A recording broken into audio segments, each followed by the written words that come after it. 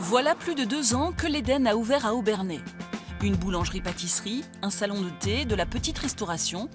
Une enseigne comme les autres? Non, c'est la seule du Grand Est qui propose des produits 100% sans gluten et on y vient de loin. Elle a la maladie cœliaque, donc pas le choix. On vient ici, à Mulhouse, on n'a pas ça. De pouvoir remanger tout sans avoir à me poser des questions, est-ce que je peux ou pas, c'est vraiment une chance. Donc je suis vraiment contente que ça existe. 1% de la population française est touchée par la maladie cœliaque, cette intolérance permanente au gluten.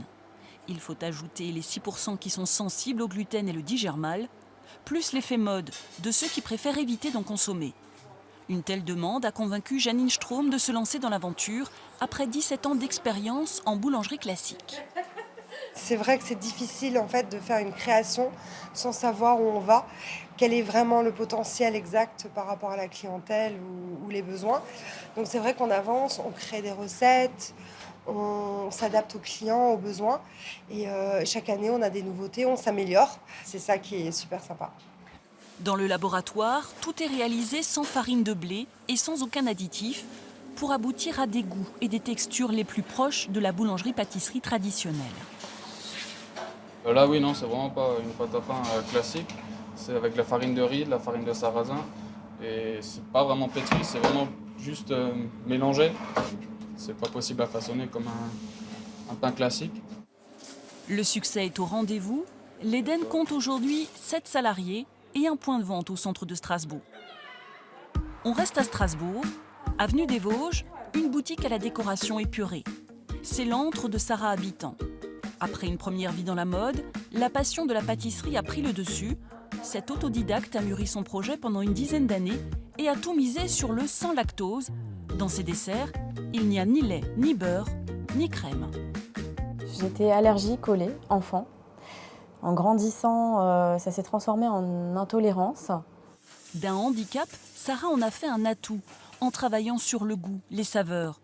Ses créations évoluent en fonction des saisons, fruits du moment et produits locaux sont privilégiés. C'est notre objectif. Oublier complètement qu'il n'y a pas de produits laitiers et avoir la vraie sensation du chocolat en bouche, ressentir pleinement les arômes d'un fruit de la passion comme dans ce crémeux ou d'une tarte au citron et avoir toujours une pâtisserie légère et digeste. J'aime pas les gâteaux normalement, mais vraiment j'adore ces gâteaux ici parce que alors, il y a des saveurs assez spéciales. Donc j'aime, j'adore. Par intolérance alimentaire, allergie, mais aussi par conviction, les demandes des consommateurs se diversifient.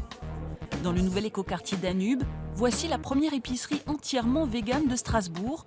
Les petits plats maison relèvent du régime végétalien, aucun produit issu de l'animal n'est utilisé, et sans ternir le plaisir gustatif. En plus du fait qu'on puisse reproduire quasiment tous les plats qu'on faisait avant en trouvant des alternatives pour les modifier, en plus on découvre plein d'autres choses qu'on n'avait pas l'habitude de cuisiner avant. Et pour moi, ça a été une ouverture justement sur la cuisine et les saveurs. Un grand espace ouvert, Camille Lamotte voulait qu'à l'ère végane, on se sente comme à la maison, à toute heure. 3 lieux différents, ouverts à tous, mais qui répondent aussi à des exigences de certains clients qui ont ainsi le choix de se nourrir comme ils le souhaitent, et toujours avec gourmandise.